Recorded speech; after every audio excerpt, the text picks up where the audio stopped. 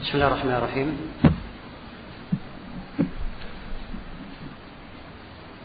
إن الحمد لله نحمده ونستعينه ونستغفره ونعوذ بالله من شرور أنفسنا وسيئات أعمالنا. من يهده الله فلا مضل له ومن يضلل فلا هادي له. أشهد أن لا إله إلا الله وحده لا شريك له وأشهد أن محمدا عبده ورسوله. يا أيها الذين آمنوا اتقوا الله حق تقاته ولا تموتن إلا وأنتم مسلمون. يا أيها الناس اتقوا ربكم الذي خلقكم من نفس واحدة وخلق منها زوجها وبث منهما رجالا كثيرا ونساء واتقوا الله الذي تساءلون به والأرحام إن الله كان عليكم رقيبا. يا أيها الذين آمنوا اتقوا الله وقولوا قولا سديدا يصلح لكم أعمالكم ويغفر لكم ذنوبكم ومن يطع الله ورسوله فقد فاز فوزا عظيما. أما بعد فإن أصدق الحديث كتاب الله وخير الهدي هدي محمد صلى الله عليه وعلى آله وسلم وشر الأمور محدثاتها فإن كل محدثة بدعة وكل بدعة ضلالة وكل ضلالة في النار.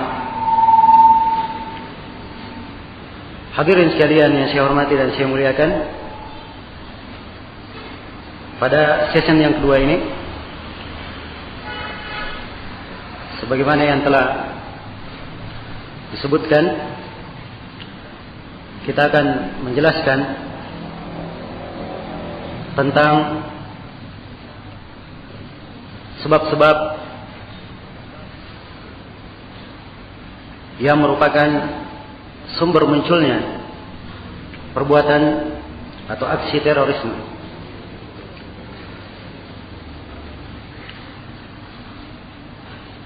Dan saya telah sebutkan bahwa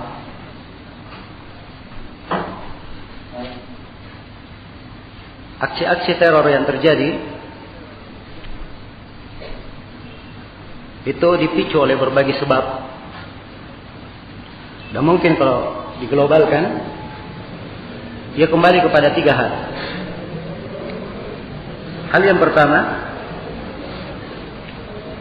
ini kembali kepada diri pelaku teror tersebut. Iya. Pada dirinya kadang ada bentuk kejahilan atau pemahaman yang keliru,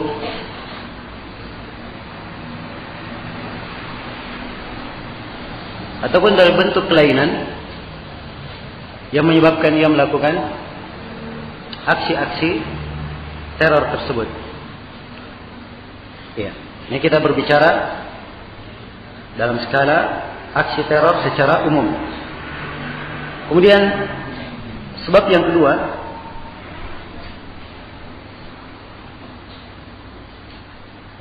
mungkin bisa dikatakan bahwa sebab-sebab tersebut juga kembali kepada lingkungan masyarakat yang ia tinggal di dalamnya. Ya. Karena kondisi sebuah negeri, apalagi sedang bergejolak situasi tertentu atau kerusakan tertentu, maka kadang memicu munculnya aksi-aksi teror. Kemudian sebab yang ketiga, ini kembali kepada faktor eksternal, kaitannya berupa makar-makar dari musuh yang digambarkan kepada umat Islam, atau bentuk kezaliman, penindasan yang terjadi sehingga muncullah aksi-aksi tersebut. Iya. Ini pembicaraan berkaitan dengan masalah sebab, dan saya sudah tekankan bahwa kita di dalam pembahasan ini akan memfokuskan pada aksi-aksi teror yang dikaitkan dengan agama. Ya. Apa yang memicu dan menyebabkan munculnya aksi-aksi tersebut sehingga keluar pemahaman-pemahaman yang keliru dan melahirkan perbuatan teror yang telah banyak kita saksikan. Nah, di sini mungkin saya akan meringkas beberapa sebab penting yang saya harapkan bisa menjadi gambaran untuk kita semua. Kemudian yang terpenting dari maksud menjelaskan sebab-sebab ini, kita berhati-hati, jangan sampai terjatuh di dalamnya. Kemudian yang kedua, agar supaya kita mampu mengambil langkah penyelesaian, langkah penyelesaian menghadapi fitnah terorisme ini. Maka sebab pertama yang ingin saya sebutkan di sini, yang merupakan sumber munculnya aksi-aksi terorisme, yang pertama adalah jauhnya orang yang menisbatkan perbuatan terorisme tersebut kepada Islam, jauhnya mereka dari tuntunan syariat. Iya. Sebab andai kata mereka memahami syariat secara benar dan mereka mempelajari syariat ini secara utuh dan sempurna, maka pasti tidak akan terjadi perbuatan-perbuatan tersebut, apalagi menisbatkannya kepada Islam dan kaum muslimin. Iya. Dan Allah Subhanahu wa taala telah mengabarkan, mengikuti petunjuk itu adalah sebab keberuntungan, dan siapa yang berpaling darinya itu adalah sebab kesengsaraan dan jalan kesesatan.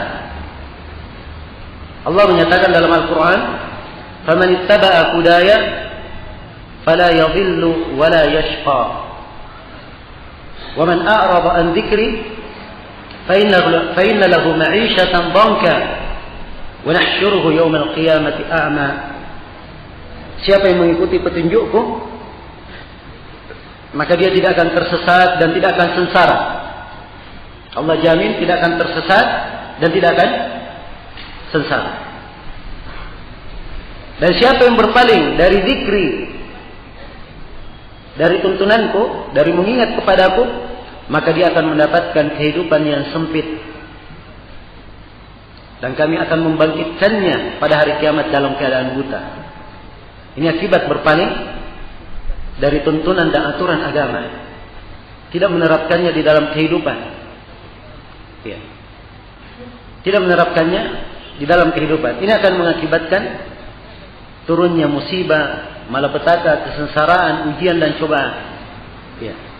Dan apa yang kita hadapi dalam masalah terorisme ini adalah bagian dari ujian dan cobaan. Kemudian jauhnya kaum muslimin dari tuntunan syariah, ini akan mengakibatkan munculnya berbagai bentuk bidah, keyakinan yang rusak. Dan ini sangat berpotensi untuk menimbulkan perpecahan, pertikaian. Demikian pula, tidak berpegang dengan syariat akan menimbulkan kemungkaran, dan menimbulkan perbuatan-perbuatan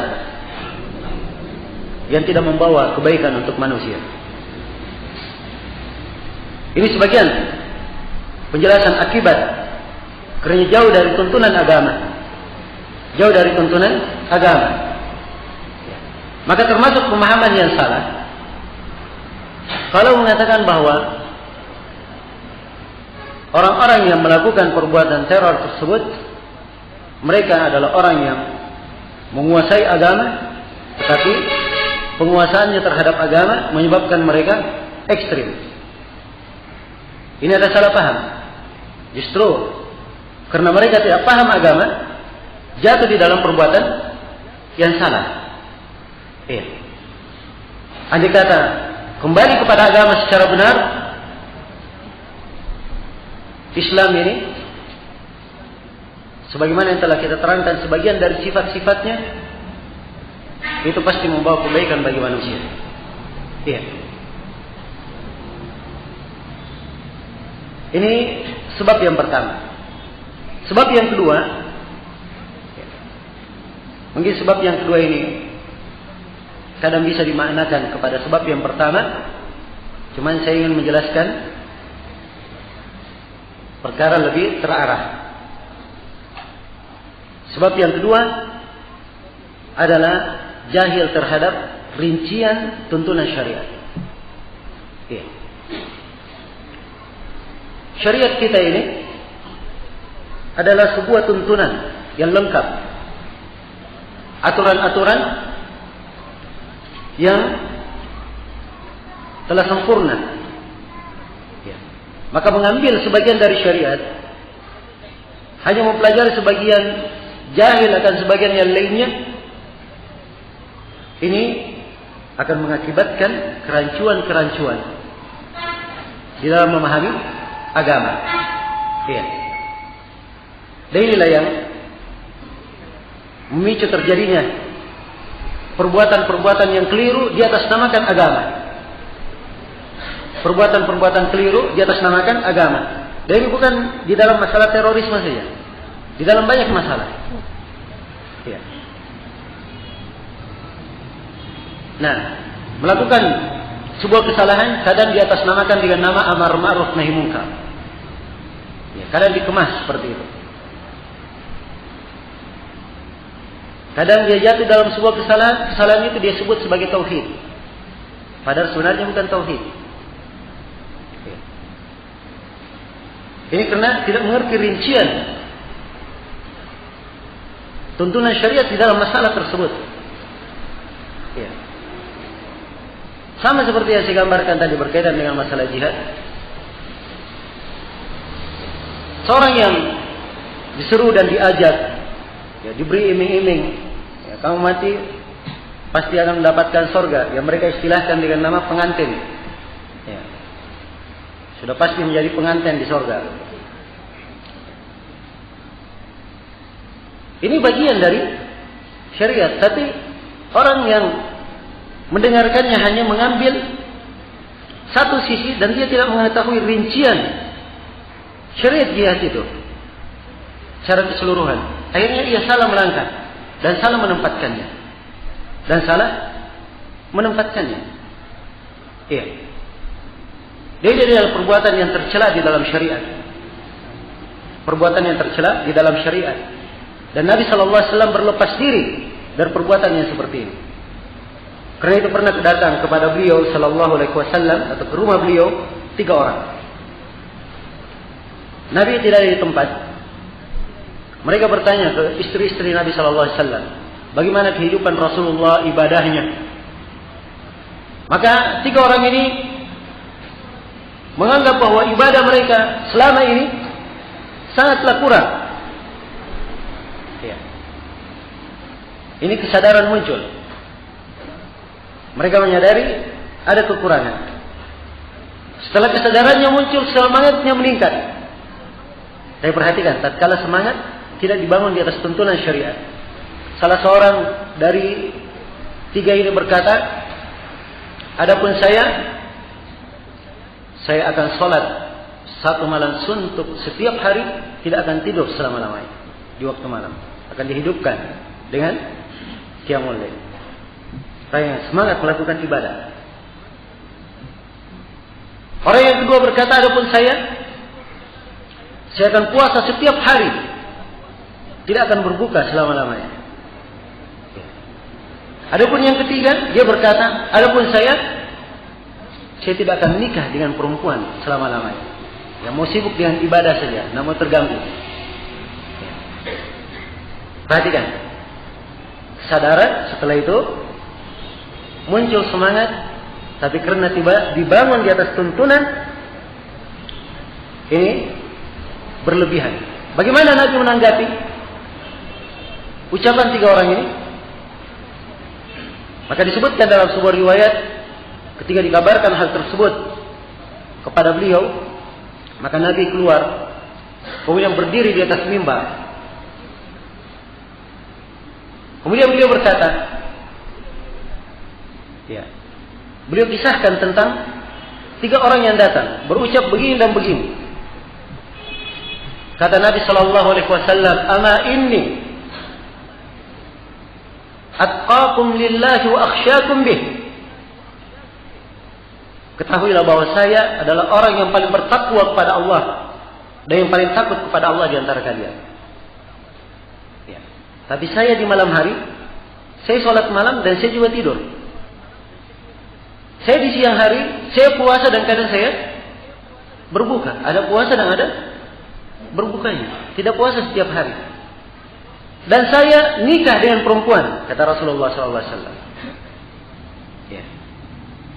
Kemudian beliau bersabda, "Faman raghiba an sunnati falaysa minni." Siapa yang tidak senang terhadap sunnahku, maka dia tidak termasuk dari saya. Perhatikan, Nabi menyatakan dengan pernyataan yang tegas, orang yang melakukan amalan tidak mencocoki sunnah, tidak mencocoki tuntunan syariat dalam ibadah yang dia lakukan, tidak akan diterima. Tidak akan diterima.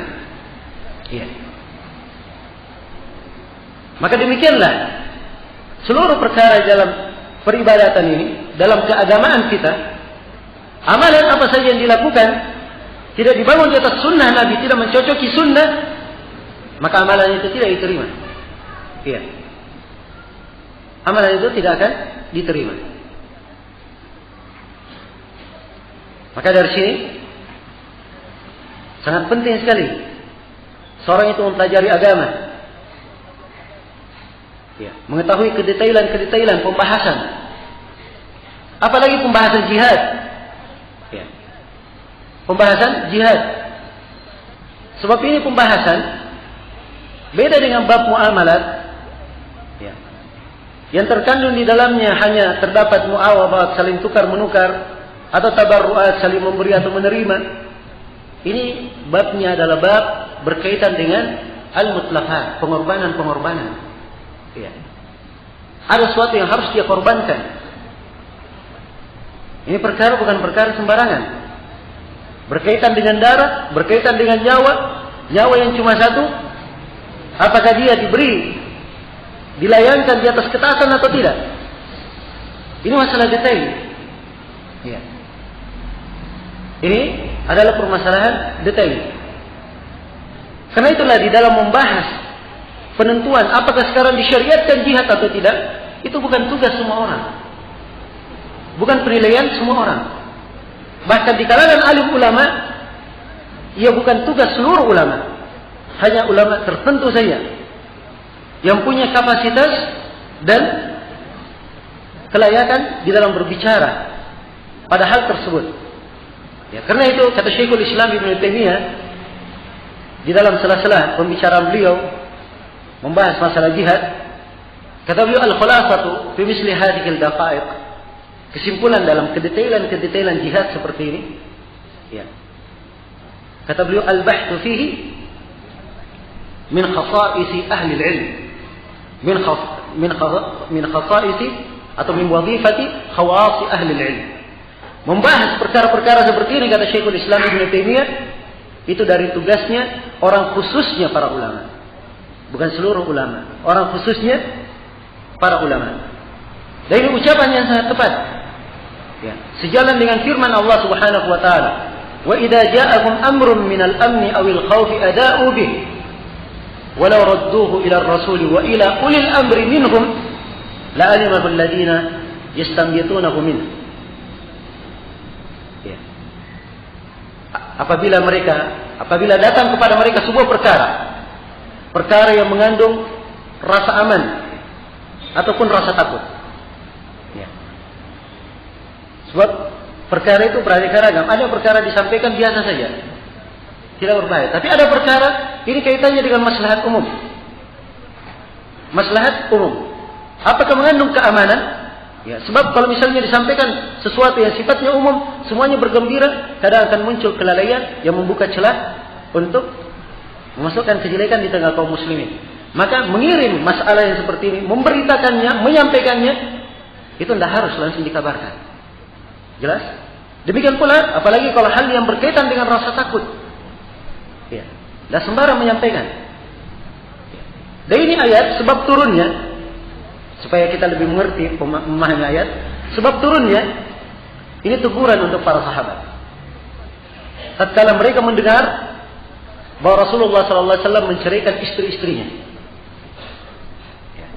Nabi menceraikan apa? Istri-istrinya. Ya, Nabi menceraikan istri-istrinya, ini kesedihan bagi umat, kan begitu? Ya. Disebarkan. Maka yang terjadi, Umar bin Khattab datang ke masjid, setiap orang menangis di sudut masjid. Ya. Jelas? Maka Umar bertanya, di mana Rasulullah? Ya, di akhir dari kesimpulan dari hadis, beliau menjumpai Nabi Sallallahu Alaihi Wasallam, kemudian Umar berbicara dengan Nabi, akhirnya Nabi tersenyum, ya, sampai akhir hadis. Ayat ini turun menegur para sahabat apabila datang kepada mereka sebuah perkara yang mengandung keamanan atau ketakutan, mereka langsung sebarkan. Mereka ditegur, andai kata mereka kembalikan berita itu kepada Ar-Rasul. Perhatikan siapa yang berhak berbicara, Ar-Rasul atau kepada ulil amr, orang yang memiliki perkara, orang yang memegang perkara di antara mereka. Ya. Itu bukan semua yang memegang perkara, di antara mereka. Di antara mereka. Maka orang yang berilmu di antara mereka akan mampu mengambil petikan hukum tepat untuk keadaan. Ya. Apakah ini benar, harus disampaikan atau tidak? Ya. Dan ini termasuk permasalahan pemberitaan untuk saat-saat ini. Ini harus dicermati, bukan masalah yang sepele, sebab mengandung makna menciptakan keamanan di tengah masyarakat. Sekarang misalnya yang kita biasa dengarkan, ya, dan dimaklumi dari siaran-siaran di televisi, ya, pemberitaan tentang berita-berita kriminal. Bagaimana ada seorang yang membunuh, kadang diceritakan kronologisnya, ya. Kadang dibawakan dalam bentuk praktek fiktifnya. Ini secara tidak langsung mendidik orang untuk apa? Belajar melakukan kriminal tersebut. Ya. Secara tidak langsung. Maka ini praktek salah. Dan para sahabat sangat peka dengan hal yang seperti ini. Dan inilah yang menyebabkan terciptanya keamanan di tengah mereka. Saya ambilkan satu sirah. Ya. Ketika tersebar di musim haji, ya, ada yang membicarakan tentang kekhilafaan Umar bin Khattab. Maka Umar bin Khattab radhiyallahu taala anhu marah mendengar hal tersebut. Beliau ingin berdiri di atas mimbar menyampaikan kepada manusia di musim haji. Ya. Maka beliau didekati oleh Amr bin As radhiyallahu taala. Amr bin As termasuk ahli fikih para sahabat dan orang yang sangat cerdik. Beliau berkata kepada Umar, wahai Umar, wahai Amirul Mukminin, ini tempat yang berkumpul di sini dan mendengarkan pembicaraanmu. Ya. Ada yang paham dan ada yang tidak paham. Ada yang orang terpelajar dan manusia secara umum. Kalau engkau berbicara di sini, ya, ucapanmu tidak akan mereka tempatkan pada apa yang engkau inginkan. Maka saya anjurkan setelah engkau kembali ke Madinah, engkau kumpulkan orang-orang yang berakal, engkau sampaikan kepada mereka, mereka menyampaikannya. Ya.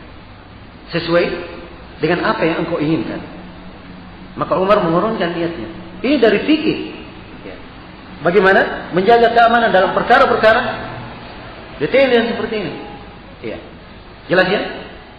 Maka sekali lagi memahami agama, mengerti kedetailannya, ini adalah perkara yang penting. Dan jahil tentang rincian tuntunan agama, ini yang menyebabkan munculnya kerusakan-kerusakan. Termasuk akar terjadinya terorisme ini karena ya, pelakunya yang mengatasnamakan perbuatannya sebagai jihad, ia jahil akan rincian tuntunan syariat di dalam amalan tersebut, di dalam amalan yang dia lakukan. Ini sebab yang kedua. Ya. Sebab yang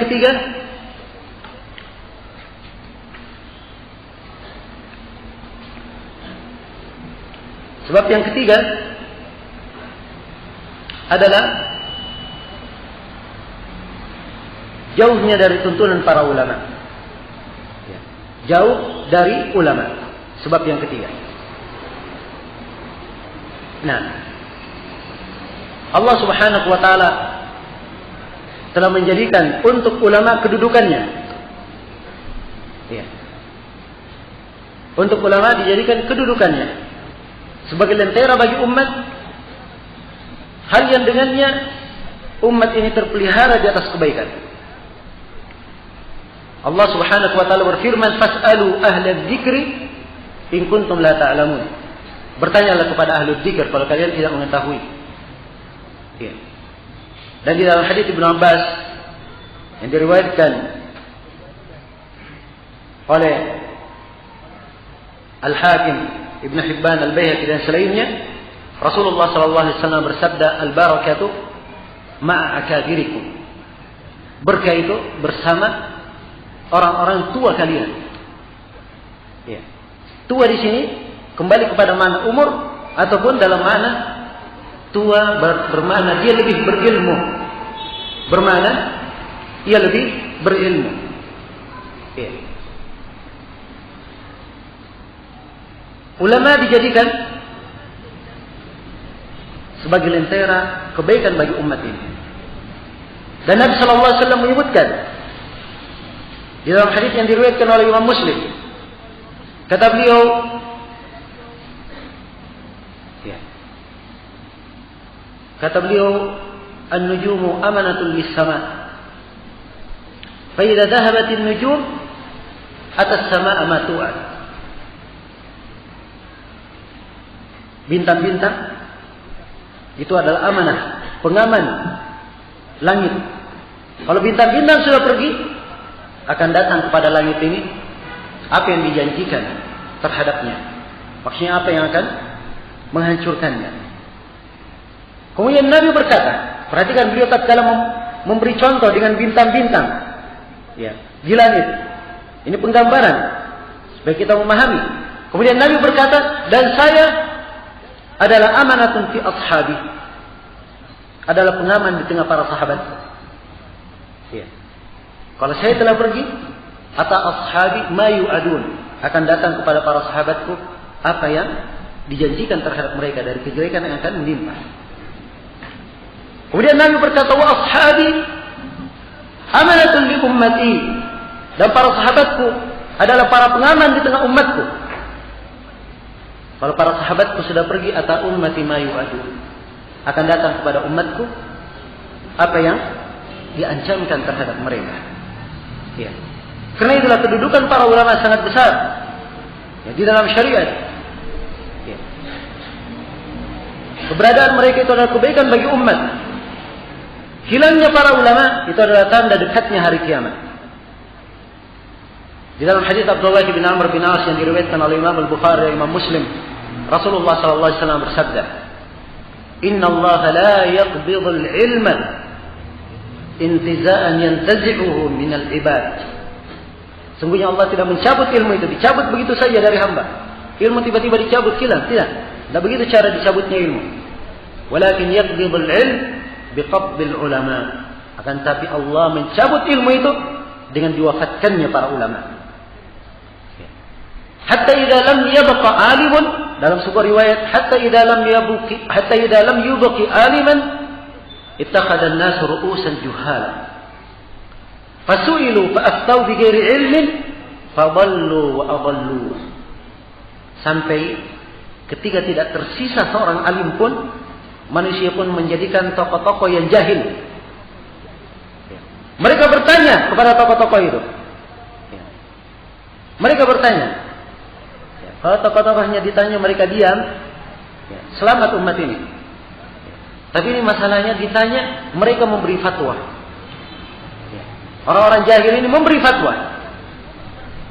Mereka pun memberi fatwa tanpa ilmu. Apa yang terjadi? Apa hasilnya? Fadallu wa adallu. Mereka sesat dan menyesatkan orang lain. Iya. Maka ini termasuk sebab yang sangat besar untuk menjauhkan manusia. Iya. Menjauhkan manusia dari kebaikan dan jauhnya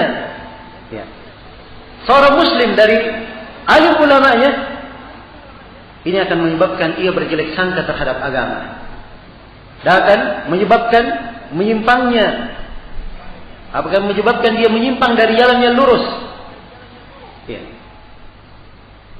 Sebab ilmu agama itu diambil dengan metode talaqi, dengan cara bersambung, diambil dari guru. Tidak cukup dengan membaca sendiri.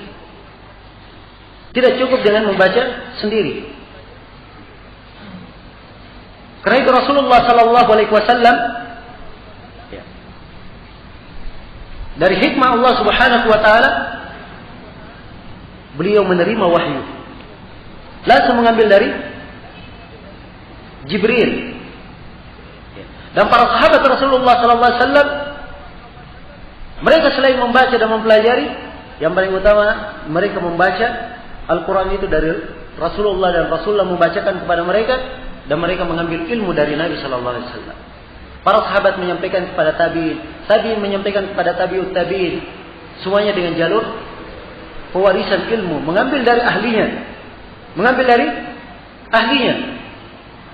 Kalau alim ulama sudah dijauhi,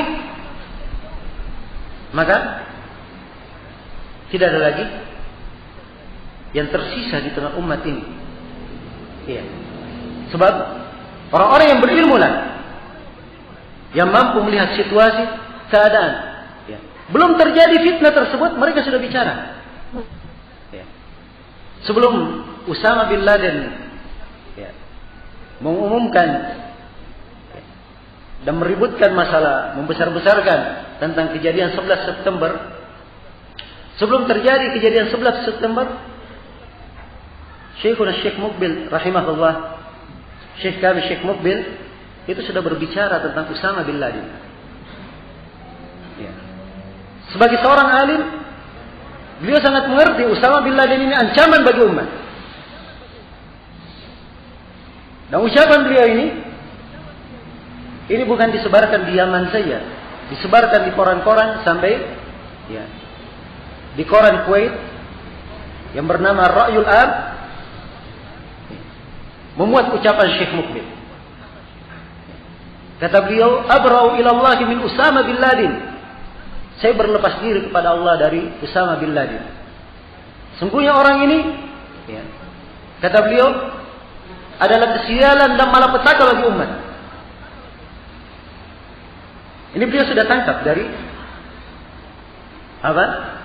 Awal kali Usama mulai kiprahnya, belum sampai sebesar kejadian 11 September. Walaupun kita tidak tahu siapa pelakunya, kita hanya menyampaikan di sini bahwa Usama bin Laden memuji kejadian tersebut dan menyebutkan siapa-siapa yang mati syahid di kejadian tersebut. Jelas ya?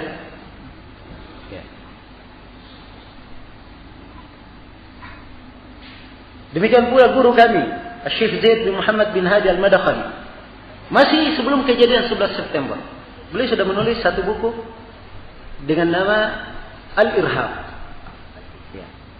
Terorisme, dampak dan bahayanya terhadap umat. Beliau sudah tulis. Firasat para ulama melihat keadaan ini adalah perkara yang berbahaya. Mereka segera membuat tulisan untuk menjelaskan kepada umat. Dan demikianlah para ulama dari masa ke masa. Bukankah Allah Subhanahu wa taala telah memperlihatkan kepada kita ibrah ini di Al-Quran? Tidakkah kita mencermati kisah Qarun? Kisah Qarun ketika dia keluar dengan pakaian kemegahannya, memfitnah manusia. Sebutkan di dalam surah Al-Qasas. فخرج على قومه في زينته قال الذين يريدون الحياة الدنيا يا ليت لنا مثل ما أوتي قارون إنه لذو حظ عظيم. Qarun keluar dengan pakaian kemegahannya. Bayangkan orang sekaya Qarun, ya, keluar dengan pakaian kemegahan. Qarun ini kunci-kunci hartanya saja tidak bisa dipikul oleh 7 orang yang kuat. Itu baru kunci-kunci hartanya. Ya, belum lagi hartanya. Ya, karena itulah setiap ada orang yang dapat harta temuan dinamakan sebagai harta apa? Harta Qarun. Ya. Dia keluar dengan pakaian kemegahannya. Perhatikan. Terjadi fitnah. Bagaimana fitnahnya? Berkata orang-orang yang menghendaki kehidupan dunia, wahai, andai kata kami diberi, ya, mendapatkan seperti yang didapatkan oleh Qarun. Sungguh Qarun ini mendapatkan keberuntungan yang sangat besar. Ini fitnah. Tapi bagaimana sikap orang-orang yang berilmu melihat Qarun keluar seperti itu? Ya. Maka mereka berkata, qala alladziina utul ilm, dalam ayat disebutkan, berkatalah orang-orang yang berilmu, wailakum, ya, betapa kasihannya kalian, wahai orang-orang yang ingin seperti Qarun, betapa kasihannya kalian. Thawabullahi khairun liman amana wa amila salihah. Pahala di sisi Allah itu lebih baik bagi orang yang beramal, beriman dan beramal saleh. Wala yulqaha illa sabirun, tapi tidak ada yang mampu bersabar, tidak ada yang mampu menerima hal ini kecuali orang yang bersabar. Lihat, ahlul ilm sudah mengingkari ketika terjadi fitnah. Belum nampak di sini, ya. Belum nampak kebenaran ahlul ilm. Tapi setelah itu disebutkan di dalam ayat, faqasafna bihi wa bidarihi al-ard. Maka kami tenggelamkan Qarun dengan seluruh harta bendanya ke dalam bumi. Barulah setelah itu orang-orang yang kemarin ingin seperti Qarun berkata dan menyesali perbuatannya. Ya. Maka lihat di sini bagaimana ahlul ilm detailnya mereka memandang fitnah. Karena itulah kata Al-Hasan Al-Basri radhiyallahu rahimahullahu taala, "Inna hadhihi al-fitnah idza aqbalat arafaha kullu alim, wa idza adbarat arafaha kullu jahil." Sungguhnya fitnah ini kalau datang, baru mau datang, seluruh orang yang berilmu mengetahui akan terjadi fitnah kalau ini masuk. Ya. Adapun orang-orang jahil, nanti setelah fitnahnya pergi, sudah menimbulkan berbagai kekacauan, berbagai malapetaka, barulah mereka sadar, oh rupanya sedang fitnah terjadi. Ya. Rupanya sedang terjadi fitnah. Ya. Ketika terjadi kejadian 11 September, ya, banyak orang yang membicarakan ulama besar kita di masa ini, ya, mengkritik. Karena ulama besar kita di hari kejadian langsung mereka mengumumkan pengingkaran terhadap kejadian tersebut. Mengumumkan pengingkaran terhadap kejadian tersebut. Hari demi hari berlalu dan berlalu, barulah banyak orang sadar betapa pentingnya rujuk kepada ulama. Ya. Mereka memandang bukan dengan pandangan orang-orang yang tidak mengerti akibat dari sebuah perbuatan. Mereka orang yang sangat paham syariat dan sangat mengerti bagaimana pertimbangan-pertimbangan syariat dalam perkara tersebut dan apa akibat yang akan muncul. Iya. Kalau seorang sudah berpaling dan menjauh dari para ulama, ini akan mengakibatkan dia jatuh dalam berbagai kesalahan. Iya. Dan termasuk kesalahan pokok di sini, orang-orang yang banyak memunculkan makna jihad dan jihad dengan persepsi yang salah yang kita sebutkan tadi, ini orang-orang yang jauh dari para ulama. Kalaupun mereka sebut nama alim yang mereka sebut sebagai alim, itu bukan ulama yang mereka sebutkan. Bukan ulama. Iya. Tidak semua orang yang bisa membaca Al-Quran, kasih dalil, kasih hadis dikatakan sebagai alim. Tidak. Seorang alim adalah orang yang betul-betul memahami Al-Quran dan Sunnah Rasulullah Sallallahu Alaihi Wasallam. Iya. Mereka menguasai Al-Quran, menguasai hadis-hadis Rasulullah Sallallahu Alaihi Wasallam. Mereka mengetahui maksud syariat dari tuntunan-tuntunan ini. Mereka mengenal bagaimana asar para as-salaf di dalam memahami agama tersebut. Kaidah-kaidah yang pasti tidak mungkin mereka keluar dari jalur di dalam memandangnya. Iya. Berbeda dengan orang-orang yang jauh dari para ulama. Hanya melihat sebagian dalil, baca buku, ya.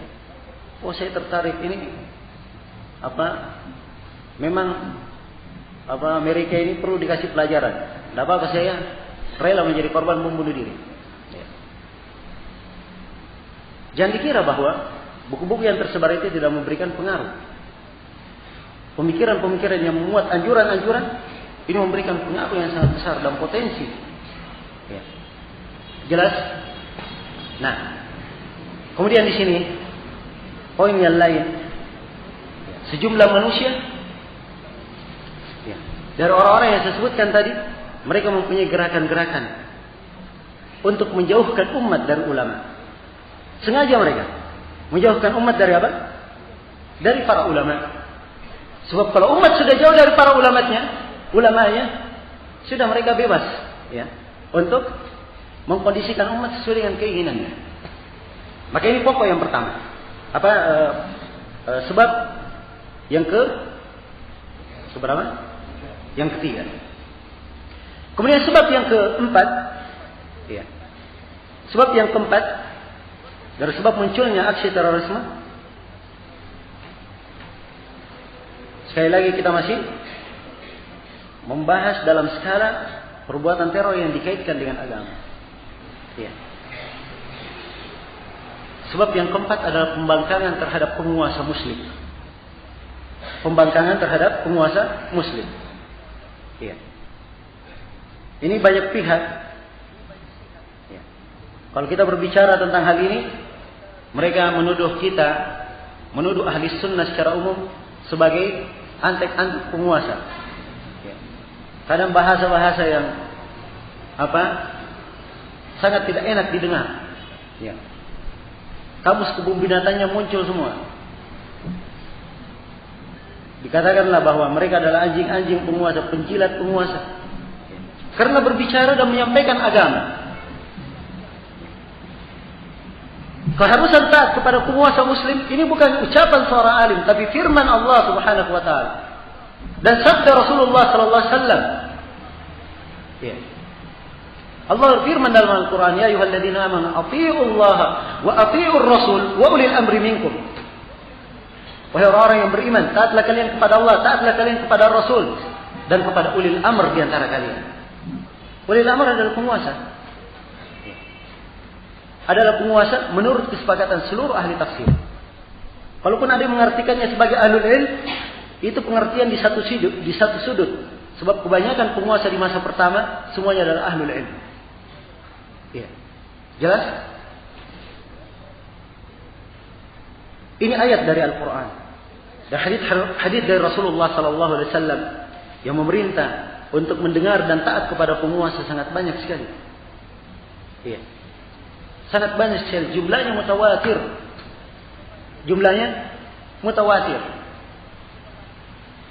Ya. Kadang datang dalam bentuk kewajiban mendengar dan taat kepadanya. Isma'u wa ati'u. Dengar kalian dan taat kepada penguasa. Ya. Dan kadang datang dalam bentuk ya, bersabar walaupun ia menzalimi kamu. Seperti kata Ubadah bin Samit radhiyallahu ta'ala anhu, bay'ana Rasulullah sallallahu alaihi wasallam ala as-sam'i wa ta'ah fil manshati wal makrah. Ya. Fil manshati wal makrah. Wa ala atharatin alaina fil yusri wal usr wa fil manshati wal makrah wa ala atharatin alaina. Wa an la nunazi al-amra ahlahu illa an taraw kufran bawahan indakum fihi min Allah burhan. Kami membaiat Rasulullah sallallahu alaihi wasallam untuk mendengar dan taat kepada penguasa. Ya.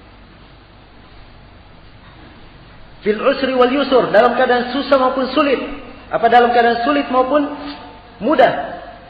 Ya. Dalam keadaan senang maupun terpaksa.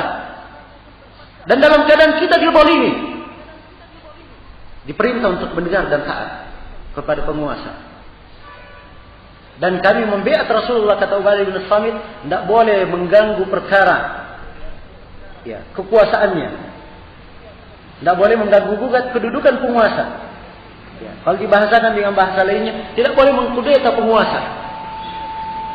Kecuali, kata Rasulullah, kecuali kalau kalian melihat kekafiran yang nyata. Perhatikan kalimat apa? kekafiran ya, nyata. Dua sifat, kafir dan nyata. Bukan kafir yang diperselisihkan, bukan kafir yang silam pendapat para ulama di dalamnya. Kekafiran yang nyata. Ya. Indakum fihi, kalian mempunyai argumen di dalam kekafiran tersebut. Ini menunjukkan butuh dalil yang secara pasti menunjukkan kekafirannya. Ya. Kalian mempunyai argumen. Tidak ada yang bisa menimbang seperti ini kecuali alim ulama saja. Nah, dan ketaatan kepada penguasa kadang datang dalam bentuk wajibnya menjaga kalimat di bawah penguasa tersebut. Karena itu Nabi sallallahu alaihi wasallam bersabda, "Man ataakum amrukum jami' yuridu an yashaqqa asal muslimin fadribul unuqal akhir minhuma." Ya. Kata Nabi sallallahu alaihi wasallam, siapa yang datang kepada kalian sedangkan kalian sedang berkumpul di atas satu perkara, sedang dipimpin oleh seorang pemimpin, orang yang datang ini ingin memecah belah kalian, maka perintah Nabi, penggal leher orang yang terakhir datang ini. Kainan mangkan, siapapun dia, penggal leher. Sebab ini ingin merusak kesatuan kaum muslimin. Ya. Dan termasuk muskil yang paling besar. Ya. Umumnya orang-orang yang melakukan aksi-aksi terorisme ini, peledakan-peledakan ini orang-orang yang melihat kafirnya penguasa. Tidak wajibnya taat kepada penguasa. Tidak wajibnya taat kepada penguasa. Ya. Sehingga ya, di dalam hal ini pun ya, mereka bebas untuk melakukan. Ya, bahkan boleh saja menjadi target mereka kepada aparatur pemerintahan. Sebab ini sudah terjadi. Ya.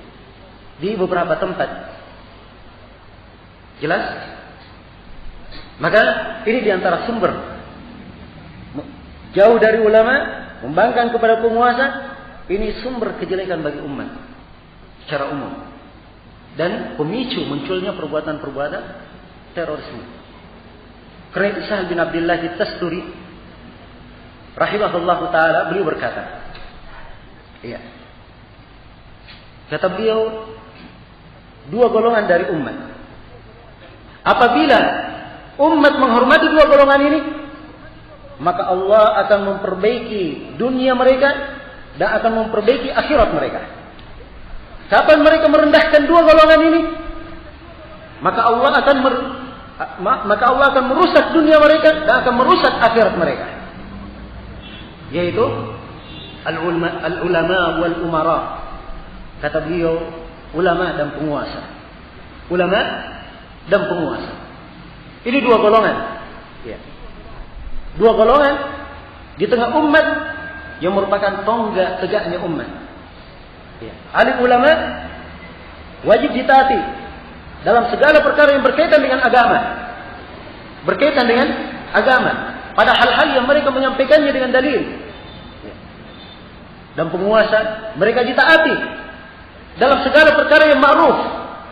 Sepanjang penguasa tidak memerintah dalam maksiat, kita wajib mendengar dan taat. Adapun memerintah kepada maksiat, tidak boleh taat kepada siapapun dalam maksiat. Ya. Innamat ta'atu fil ma'ruf. Sungguhnya ketaatan itu hanya dalam hal yang ma'ruf. Dalam hal yang ma'ruf. Iya. Kemudian juga di antara sebab pokok munculnya aksi-aksi terorisme ini, ya, adanya hizbiyah terselubung. Ya. Ini saya harus menjelaskan ya, bagaimana trik-trik dan bagaimana tahapan-tahapan. Ya. Kok bisa sampai meledakkan? Ya. Ada tahapannya sehingga sampai ke sana. Ya. Ini harus dipahami. Tahapan-tahapan mereka. Ya. Dan ini bisa kita buktikan bagaimana pendidikan-pendidikan tokoh-tokoh mereka. Ya. Sebab orang-orang yang melakukan peledakan-peledakan ini, mereka punya tokoh-tokoh. Tulisan-tulisan yang mereka merujuk ke sana. Ya, mungkin saya akan terangkan sebagian buku-buku yang sekarang mulai gencar diterjemahkan. Ya. Kemarin tidak begitu gencar terjemahkan kemarin. Ya mungkin semangat mereka menerjemahkan karena rata-rata bukunya cuma di internet. Tapi sekarang mulai gencar diterjemah. Nah, mereka punya tokoh-tokoh, punya buku-buku rujukan, punya idola-idola dalam hal ini. Kalau kita lihat dari tokoh-tokoh mereka, ucapan mereka, perbuatan mereka, ada fase-fase yang mereka lakukan, tahapan-tahapan, dan akhirnya orang yang mereka didik pasti melakukan peledakan. Fase pertama yang mereka lakukan, yang pertama yang mereka lakukan adalah membuat umat ini benci kepada penguasa. Itu yang pertama. Karena itu yang paling banyak digembar-gemborkan masalah berhukum dengan selain hukum Allah. Siapa yang berhukum dengan selain hukum Allah, dia kafir, dia fasik, dia zalim. Ya. Berkaitan dengan pembahasan tagut, dianggap sebagai orang-orang yang telah berbuat segala jenis kerusakan. Ini celaan-celaan mereka, celaan tokoh-tokoh mereka, orang-orang ini kalau dikumpul itu akan menjadi kamus yang sangat besar sekali. Ya. Kamus yang sangat besar, kamus celaan mereka terhadap penguasa dan ulama. Ya. Dan kamusnya belum selesai, belum tamat, ya. Belum sampai ke huruf Z, masih tetap berlanjut. Dan ini ada di ucapan-ucapan tokoh-tokoh mereka. Ya. Dianggap sebagai pengkhianat bangsa dan negara, menjual bangsa dan negara untuk kepentingan asing, penyebab malapetaka bagi rakyat. Ya. Sehingga kadang terjadi gempa Musami, pasti ya, ini gara-gara ya, yang duduk di atas ini terlalu banyak korupsi, terlalu begini dan begitu. Ya. Semuanya dikambing hitamkan penguasa. Ya. Ada masalah pasti penguasa dikambing hitamkan. Ini tidak adil dalam menilai. Tidak adil dalam menilai. Kalau ingin adil dalam menilai, diambil firman Allah Subhanahu wa taala. Inna Allah la yughayyiru ma biqaumin hatta yughayyiru ma bi anfusihim. Allah tidak akan merubah keadaan satu kaum sampai mereka sendiri yang merubah keadaannya. Ya. Jadi artinya apa? Kalau memang dianggap penguasanya zalim, maka mereka itu adalah orang-orang yang zalim. Sebab orang yang zalim tidak mungkin muncul kecuali di tengah orang-orang yang zalim. Dan itulah firman Allah Subhanahu wa taala, wa kadzalika nuwalli ba'd adh-dhalimina ba'dha bima kanu yaksibun. Demikianlah kami jadikan orang-orang yang zalim itu sebagian dari mereka memimpin sebagian yang lain karena perbuatan mereka. Ya. Karena itu kalau ingin mengadakan perbaikan, jalurnya jelas. Tidak usah sibuk. Ya. Si penguasa ini berbuat ini, berbuat itu. Sibuk saja mengadakan perbaikan dan dakwah kepada masyarakat. Tercipta masyarakat yang baik, dengan sendirinya pasti akan keluar pemimpin yang baik. Ya. Tanamkan tauhid pada diri setiap manusia, dengan sendirinya akan tegak negara Islam di atas muka bumi ini. Itu pasti. Nabi SAW ketika berada di Mekah, beliau nggak sibuk dengan bersiku-sikuan dengan pembesar Quraisy, ya. Atau main tikus-tikusan, mencari kedudukan, tidak. Bahkan ditawari kepada beliau kekuasaan, beliau tidak ambil. Ya. Nabi SAW menanamkan tauhid, menanamkan akidah kepada kaum muslimin. Perhatikan buah dari akidah yang baik ini, menanamkan dakwah dengan sendirinya, berdiri untuk beliau negara Islam di kota Madinah. Ya. Buah dari dakwah. Buah dari dakwah. Ya. Karena itulah jalan untuk perbaikan itu jelas jalannya. Jalannya jelas. Cuma sekarang ini kaum muslimin banyak yang malas belajar, banyak yang malas berdakwah di jalan Allah. Ada yang kegiatannya ya kita perang-perang saja, ya. Kita kegiatannya perang-perang saja. Ada yang mengarah bahwa jalur perbaikan enggak, pertumpahan darah enggak cocok. Ya kita harus memegang kursi-kursi kekuasaan supaya kita bisa mengadakan perbaikan. Ya. Akhirnya sibuk sana sini, main tikus-tikusan, ya. Dan tidak terlihat perbaikan. Tidak terlihat perbaikan. Ini jalan yang keliru. jalan yang keliru dalam mengadakan perbaikan. Ya, karena itu tidak usah takut ya, terhadap salafin. Salafin itu tidak pernah cari kursi. Ya. Tidak pernah cari kursi. Tidak perlu takut. Ya. Mereka adalah orang-orang yang hanya ingin menanamkan agama itu pada setiap muslim. Ya. Supaya mereka beribadah kepada Allah Subhanahu wa taala dengan ibadah yang benar dan murni dan melaksanakan tuntunan Allah dan Rasul-Nya. Ya. Ini harusnya dipahami dan ditekankan. Ya. Jadi perbuatan mereka ini sedikit-sedikit ada perkara penguasa yang kami hitamkan. Ini adalah sikap agar supaya mereka menanamkan kebencian kepada umat, kepada penguasanya. Kalau umat sudah benci kepada penguasa, ya sudah, berarti umat itu adalah umat yang jelek sudah. Ya. Sebab Nabi SAW bersabda dalam hadits Auf bin Malik yang diriwayatkan oleh Imam Muslim, kata beliau, khiyaru a'immatikum alladzina tuhibbunakum wa yuhibbunakum wa tusalluna 'alaikum wa yusalluna 'alaikum wa shiraru a'immatikum alladzina tubghidunakum wa yubghidunakum wa tal'anunakum wa yal'anunakum.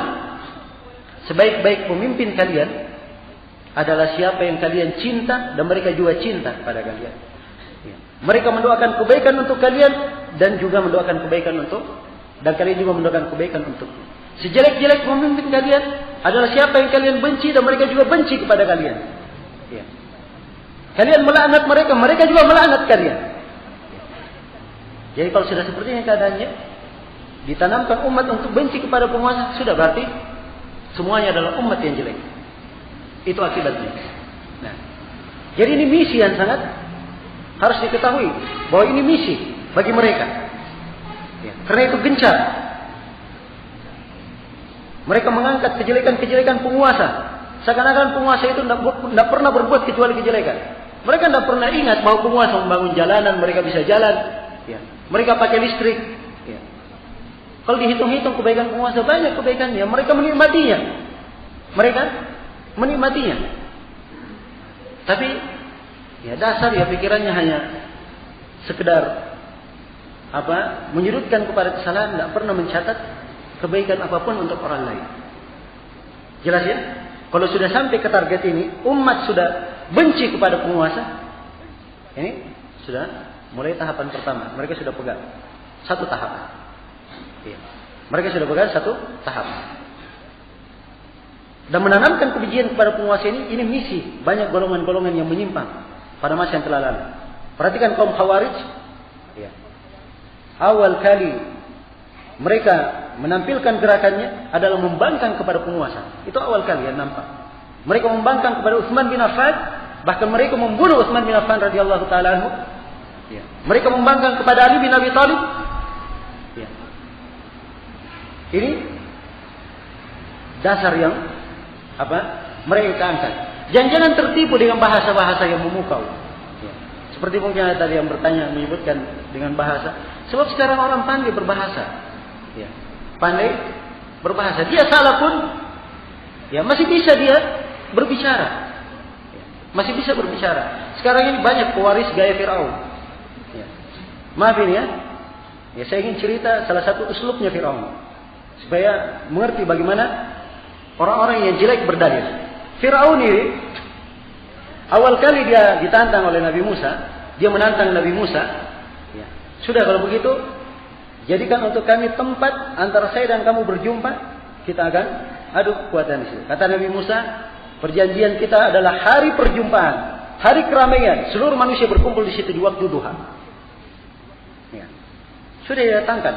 Firaun mengumpulkan tukang sihir. Ya. Diiming-iming dengan janji yang berat. Ya. Oleh Firaun. Begitu tukang sihirnya melempar, ya. Kejadiannya dimaklumi ya. Melempar, tongkat-tongkatnya berubah menjadi ular. Kemudian Nabi Musa diperintah oleh Allah melempar tongkatnya, dilalap seluruh sihir itu. Asalnya cuma tali. Nabi Musa disihir matanya dengan orang-orang itu sehingga menjadi ular. Tapi mereka begitu melihat tongkat Nabi Musa betul-betul ular. Ya. Ini nggak ada dalam ilmu sihir mereka. Ya. Ini adalah mukjizat datangnya dari Allah Subhanahu Wa Taala. Makanya mereka langsung sadar ya, bahwa ini betul-betul Nabi Musa seorang Rasul. Ya. seorang Rasul, maka mereka bersyukur sujud, beriman kepada Allah. Ini kira-kira kalau seperti ini Fir'aun harusnya apa? Sudah kalah atau belum? Ini kalah total. Tapi perhatikan, Fir'aun masih bisa berbicara. Apa dia katakan? Sungguh Nabi Musa ini adalah pembesar kalian yang mengajari kalian sihir. Ya, perhatikan. Ya, ini uslub Fir'aun. Dan ini uslub masih ada seperti ini. Ya, uslub yang apa kalau diajak debat, dia bicara sudah nggak ada dalilnya, dia masih bisa bicara. Ya. Masih mengambil kalimat yang penting bisa lari aja. Ya. Itu satu uslub. Ada lagi yang punya uslub lain. Ya. Uslub lain. Dia pakai metode lain. Metodenya adalah apa? Kambing walaupun terbang. Ya. Metode kambing walaupun terbang. Ini mungkin belum begitu paham ya. Itu permisalan di kalangan orang Arab. Ya. Ada kisah dua orang. Dia berdebat. Melihat sesuatu hitam di kejauhan. Yang pertama berkata, itu burung gagak. Yang satunya berkata, enggak, itu anak kambing. Ya, anak kambing hitam. Tidak, itu burung gagak. Yang satunya berkata, tidak, itu anak kambing. Bertengkar, ayo kita mendekat. Kita lihat siapa yang benar. Jalan mereka berdua, begitu mendekat, ternyata bayangan hitam ini terbang. Ya, yang berkata burung gagak menoleh kepada temannya. Apa yang saya bilangkan? Burung gagak kan? Katanya temannya ini, tidak, itu kambing walaupun terbang. Ya. Kambing walaupun terbang. Jadi ada yang seperti itu, sudah nggak ada punya hujah, tapi namanya keras kepala. Ya. Tetap saja. Makin seperti yang letak masyakil. Ya. Maka yang ingin saya tekankan di sini, bahwa di antara uslub yang dipakai oleh sekelompok manusia di manhaj terselubung ini, ya, saya katakan terselubung sebab mereka di publik bicaranya, ya, apa? Itu adalah perbuatan yang kami tidak setuju. Ya. Perbuatan yang kami tidak setuju. Kami tidak setujui, tapi disebut mereka mujahidin, ya. Didoakan, disolati. Nah, ini adalah hal yang harusnya menjadi ibrah bagi kita semua. Seorang yang kalau jujur di atas kebenaran, tidak boleh dia berwarna-warni. Tidak boleh dia berwarna-warni. Ya. Terselubung itu tidak ada yang bagus, terselubung. Ya, karena itu dari ciri pokok dakwah salafiyah semuanya jelas. Ya. Semuanya jelas. Nabi Musa ketika ditantang oleh Firaun, dia tidak berkata, ya nanti kamu datang ke rumah saya. Tidak. Ya. Kita bertemu di lapangan tempat berkumpul manusia. Bukan di waktu malam, di waktu duha. Ya. Di waktu duha. Sebab al-haq sifatnya seperti itu. Tidak ada yang terselubung. Jelas ya? Kemudian, ini tahapan yang pertama. Mereka membuat umat benci kepada penguasa. Ya. Membuat benci kepada penguasa. Ini ada ucapan tokoh-tokoh mereka ya. Bagaimana yang sekarang dijadikan idola. Saya tidak ingin memperpanjang pembahasan. Saya hanya ingin berikan pokok-pokok masalahnya. Kemudian hal yang kedua yang mereka lakukan setelah membuat umat benci kepada penguasa, langkah yang kedua membuat umat benci kepada ulama. Membuat umat benci kepada ulama. Maka ulama pun mulai dijatuhkan. Seakan-akan tidak ada harganya. Dikatakan bahwa mereka ini ulama haid dan nifas saja. Hukum-hukum haid dan nifas sangat hafal, sangat hebat. Ya, tapi yang lainnya nggak paham. Ya. Ada yang mensifatkan ulama besar tidak? Ya. Dikatakan ini ulama kerjaannya hanya menentukan masuk dan keluarnya bulan Ramadan saja. Ya. Menentukan masuk dan keluarnya bulan Ramadan. Ini ada ucapan-ucapan mereka secara terkasetkan maupun tertulis. Ya. Jelas? Dan itu adalah tokoh-tokoh yang mereka jadikan sebagai rujukan. Nah, kemudian fase yang ketiga, kalau sudah sampai ke tahap ini, ya, di mana umat sudah jauh dari benci kepada penguasa, jauh dari ulama, mereka masuk ke tahapan yang ketiga. Dan ini termasuk haji pamungkas mereka. Ya. Tahapan yang ketiga menjatuhkan hukum kafir. Menjatuhkan vonis kafir terhadap individu atau pihak tertentu. Nah, ya. Sekarang orang Khawarij, ya. Orang Khawarij yang membunuh Ali bin Abi Thalib radhiyallahu taala. Kenapa dia membunuh Ali bin Abi Thalib? Karena mereka memandang Ali bin Abi Thalib ini kafir. Dia pandang Ali bin Abi Thalib sebagai apa? Orang yang kafir. Ya. Kira-kira ada yang membenarkan Ali bin Abi Thalib dibunuh? Ya. Tentunya tidak ada yang membenarkan dari umat Islam. Semuanya orang paham siapa Ali bin Abi Thalib, keutamaannya, fadilahnya, salah seorang yang dijamin masuk surga. Ya. Maka membunuh beliau itu ada titik kesalahan, apapun alasannya yang orang membunuhnya. Jelas? Ini orang-orang Khawarij yang membunuhnya. Yang membunuhnya itu bernama Abdurrahman bin Muljim. Abdurrahman bin Muljim. Dia menganggap bahwa membunuh Ali bin Abi Thalib itu adalah ibadah yang sangat mendekatkan dirinya kepada Allah. Ya. Tahu Abdurrahman bin Muljim ini? Tidak akan dikisah. Ya. Dia sekarang membunuh seorang pemimpin. Itu artinya membuat kerusakan umum di tengah manusia. Maka hukum di dalam Islam untuk orang yang seperti ini, ya, apakah dia disalib atau dipotong tangan dan kakinya secara bersilang? Ya. Dan ada diterangkan di kisah Uraniyin ketika mereka membunuh, ya, mereka datang kepada Rasulullah, ya, kemudian pura-pura masuk Islam, ya, lalu mereka diberi minum dengan air susu onta. Maka setelah agak jauh dari Madinah, pengembala Rasulullah dibunuh oleh mereka. Ontanya dibawa lari pergi. Ya. Maka Nabi perintah supaya mengejar mereka. Ini orang-orang yang setelah tangkap semuanya dipotong tangan dan kakinya, ya, dijemur di atas padang pasir yang sangat panas. Ya, ini hukum pelajaran. Kalau hukum ini diterapkan, tidak ada yang berani berbuat seperti itu. Ya. Jelas? Maka ketika Abdurrahman bin Muljim ini akan dikisah, ia dikeluarkan. Ya. Dikeluarkan. Tidak ada yang dikatakan takut, bergeming. Tidak ada. Ya. Nampak di wajahnya, lisannya penuh dengan zikir. Abdurrahman bin Muljim. Penuh dengan zikir. Mulailah Abdullah bin Ja'far memotong kedua tangannya. Abdullah bin Ja'far dari keluarga Ali bin Abi Thalib menuntut darahnya. Ia mengkisahnya. Dipotong kedua tangannya. Sama sekali tidak ada rintihan dari lisannya. Ya. Yang ada hanyalah zikir dan membaca Al-Quran. Ya. Zikir membaca Al-Quran. Setelah ini dipotong kedua kakinya. Tidak ada rintihan sama sekali. Kemudian diambil paku yang membara, ditusuk kedua matanya. Sama sekali tidak ada rintihan. Kemudian ditarik lisannya.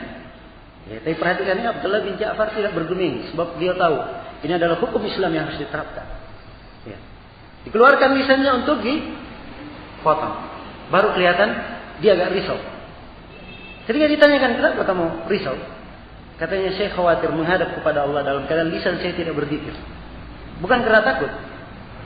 Takut. Ya. Sekarang kira-kira siapa yang mengatakan bahwa Abdurrahman bin Muljim ini benar perbuatannya? Hah? Tidak ada yang mengatakan itu benar. Maka harusnya ini menjadi pelajaran. Ya. Jangan baru melihat orang dieksekusi, wah matinya tersenyum. Ya. Burung gagak terbang di atas sana sini. Ya. Oh ini tanda mati yang baik. Tanda mati yang baik. Ya. Hal-hal yang seperti ini bukan ukuran sebuah kebenaran. Andai kata itu benar terjadi. Andai kata itu benar terjadi. Saya nggak tahu ya, biasanya kalau burung gagak terbang itu ada bangkai biasanya. Kok dijadikan sebagai karomah begitu? Nah, jelas ya. Jadi menjadi ukuran adalah perbuatan yang dilakukan, bukan amalan. Ya. Bukan amalannya. Ada orang yang berbuat maksiat, dia puas dengan maksiatnya, tenang hatinya. Apakah menjadi ukuran bahwa maksiatnya benar? Tidak. Yang menjadi ukuran timbangan syariat di dalam amalan tersebut. Ini manhajnya para sahabat. Karena itu mereka tidak bergeming melihat keteguhan orang ini. Sebab keteguhan yang seperti ini dimiliki oleh orang ini dan dimiliki oleh orang-orang kafir yang banyak. Mereka punya keteguhan-keteguhan seperti itu di dalam peperangan. Dan itu tercatat di dalam sejarah dan semua orang memahaminya. Iya. Jelas? Maka ini cara mengukur dan menimbang. Jangan tertipu dengan hanya melihat keadaan, melihat ini, melihat penampilan. Ya. Melihat penampilan. Itu bukan sifat orang-orang yang melihat dengan ilmu. Ya. Melihat dengan ilmu agama. Baik. Maka vonis menjatuhkan kekafiran ini merupakan senjata yang sangat kerap dipakai. Ini tahapan yang ketiga. Jadi kalau sudah dijatuhkan vonis kafir, ya sudah. Penguasanya nol tatib, ulamanya tidak ada harganya, orang-orang yang berhadapannya kafir, kira-kira apa yang dia lakukan? Ya. Silakan lakukan apa saja, mau melakukan peledakan, ini dan seterusnya, itu tidak ada masalah. Tidak ada masalah. Jangan dikatakan seruan-seruannya tidak ada. Ya. Maaf ya, saya terpaksa membaca nas ucapan supaya diketahui. Ini Abbas As-Sisi menukil dari ustadznya Hasan Al-Banna, pendiri gerakan Ikhwanul Muslimin. Dia berkata sekarang ini kaum muslimin tidak mempunyai seorang imam pun, yakni tidak mempunyai seorang penguasa muslim. Maka sekarang mari kita lupakan segala sesuatu dan kita meninggalkan segala sesuatu di depan masalah yang terbesar, yaitu masalah pembebasan tanah Islam. Pembebasan tanah Islam. Ya. Ini dalam bukunya yang berjudul Qafilah Al-Ikhwanul Muslimin, jilid 1 halaman 290. Ya. Jelas ya? Kalau tidak percaya rujuk sendiri. Ya. Baca di buku itu. Tokoh yang kedua, Syed Qutb. Ya. Dan ini yang paling banyak buku-bukunya dilariskan dan dimasyhurkan.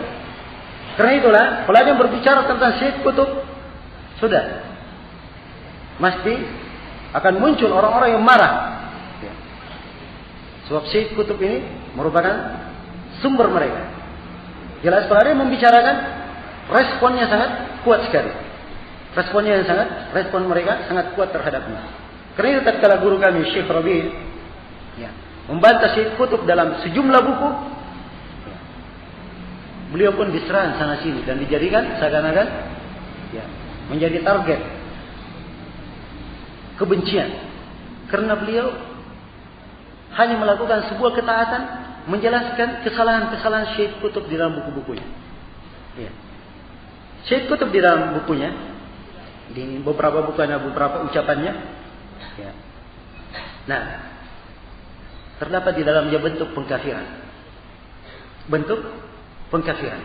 Di antara ucapannya ia berkata, manusia seluruhnya yang termasuk padanya mereka yang mendengung-dengungkan kalimat la ilaha illallah. Perhatikan ya. Ini diarahkan kepada siapa? Termasuk di dalamnya orang-orang yang mendengung-dengungkan kalimat la ilaha illallah pada telinga-telinga manusia di timur dan di barat bumi, tanpa kandungan dan tanpa realita. Kemudian setelah itu Syed Qutb berkata, mereka itu lebih berat dosanya dan lebih pedih siksaannya pada hari kiamat. Itu kebiasaannya orang-orang seperti ini memastikan siksaan. Ya. Dia pastikan siksaan untuk pelaku dosa. Kemudian dia katakan karena mereka telah murtad dengan beribadah kepada manusia. Ya. Setelah nampak petunjuk terhadap mereka dan setelah mereka dulunya berada dalam agama Allah. Dia juga berkata, ini dalam kitabnya Fi Dilalil Quran, kalau tadi di jilid 2 halaman 1057. Ini cetakan yang masyhur, mereka juga paham. Saya merujuknya di atas cetakan ke-9 yang merupakan cetakan rujukan mereka yang sudah direvisi. Ya. Syed Qutb juga berkata, sungguhnya tidak ada di atas muka bumi ini, di atas permukaan bumi pada hari ini suatu negara Islam pun, dan tidak ada masyarakat Islam yang kaidah muamalatnya adalah syariat Islam dan fikih Islam. Jadi kalau sudah tidak ada negara Islam, tidak lagi masyarakat Islam, apa lagi yang ada di atas muka bumi? Ya. Nah, mungkin ada yang tidak percaya di sini bahwa Syed Qutb berpemikiran seperti itu. Kalau dia tidak percaya, silahkan dia tanya kepada Yusuf Al-Qaradawi. Ya. Sebab Yusuf Al-Qaradawi dalam bukunya Ulawiyat Al-Harakah Al-Islamiyah, dia telah menyebutkan kebenaran pemahaman takfiri berasal dari Syed Qutb. Ya. Jelas ya? Kalau tidak percaya, silahkan tanya ke Yusuf Al-Qaradawi sebagai tambahannya. Ya. Dan ini banyak lagi saya catat, ya, hal-hal yang seperti ini. Ini sudah masuk ke dalam tahap takfir. Kalau sudah masuk ke dalam tahap takfir, tahapan berikutnya, tahapan yang keempat, ya, mendukung dan memuji aksi-aksi terorisme. Bukan takfir saja. Kalau ada yang berbuat aksi Pelaku terorisme pasti didukung dan dipuji. Didukung dan dipuji. Nah, ya. Sini ada beberapa surat Syed Qutb, ya, yang dia memfasilitasi atau menganjurkan pengiriman bom-bom, kemudian persenjataan, ya, dan mendukung aksi-aksi tersebut. Ya.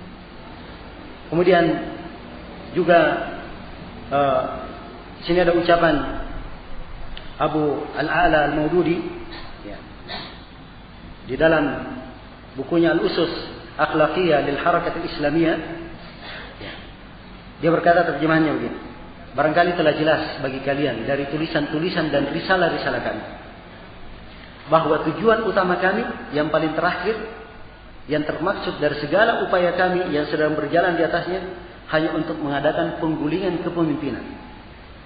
Ya. Dan maksud saya dengan hal tersebut bahwa sungguh yang sepantasnya untuk dicapai dan diraih dalam kehidupan manusia ini adalah mensucikan bumi dari najis-najis kepemimpinan dan kekuasaan orang-orang fasik dan fajir. Ya. Jelas? Kedukungan. Ya. Maaf ini saya terpaksa sebutkan lagi satu orang. Ini tokoh idola Imam Samudra. Ya. Dia sebutkan di awal bukunya ucapan Salman Al-Lauda. Ya. Dianggap ucapan yang indah. Nah, sekarang bagaimana komentar Salman Al-Lauda? Nah, Salman Al-Lauda di akhir kasetnya berjudul Ala inna nasrallahi qarib.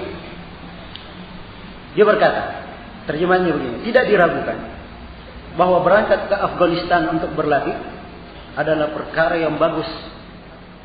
Ya. Bagus kapan ini? Pada saat perang dulu? Tidak. Artinya perkara yang bagus pada segala keadaan. Ya. Pada segala keadaan. Adapun berangkat untuk berjihad, maka tidak pantas seorang manusia untuk berangkat kecuali dengan izin orang tuanya. Kalau ia tidak diizinkan, maka tidak boleh berangkat. Ya, perhatikan ya, tidak boleh berangkat jihad kecuali dengan izin apa? Orang tua. Dia cuma mensyaratkan izin orang tua. Tidak ada syarat izin kepada penguasa. Sebab memang penguasa tidak dianggap sama dia. Ya, tidak dianggap. Ini uslub-uslub mereka di dalam, ya, menanamkan di tulisan dan di ceramah. Ya. Maka apabila terjadi peledakan-peledakan, aksi-aksi penghancuran, itu wajar sebab mereka sudah terbina dengan hal-hal yang seperti ini. Dan tokoh-tokohnya mengarahkan, punya target-target tertentu. Ya. Kemudian di antara sebab, selesai sudah ya, masalah hizbiyah terselubung.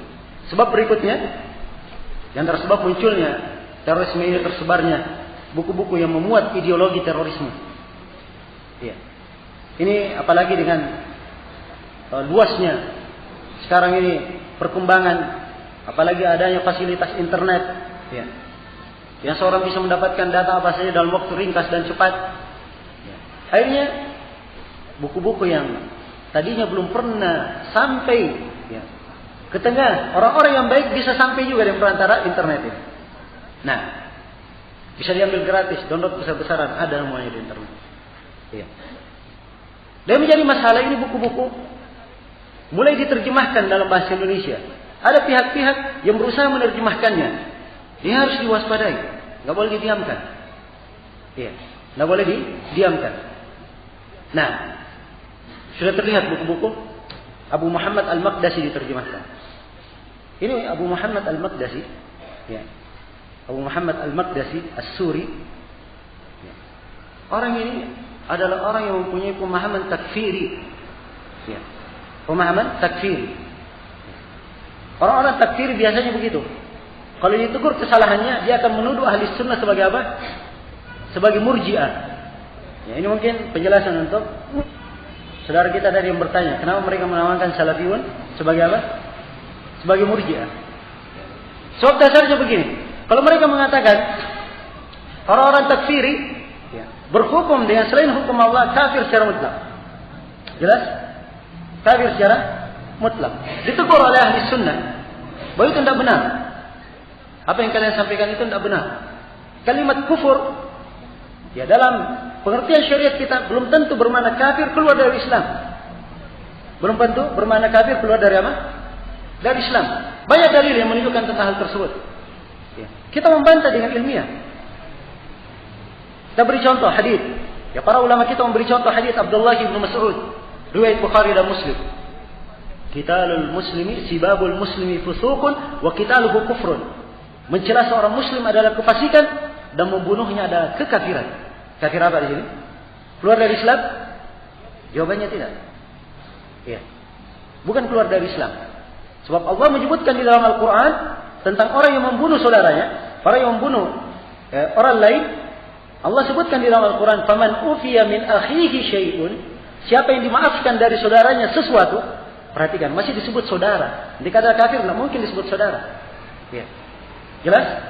Dan ketika Allah sebutkan dua kaum mukminin yang bertikai, berperang di surah Al-Hujurat, Allah berfirman, "Wa in ta'ifatani minal mu'minina qatatalu." Apabila ada dua kelompok dari kaum mukminin yang berperang. Ya. Dan kaum mukminin yang berperang. Berarti kalau berperang salah satunya ada yang salah. Itu melakukan dosa namanya, kan begitu? Ya. Tapi semuanya masih disebut apa?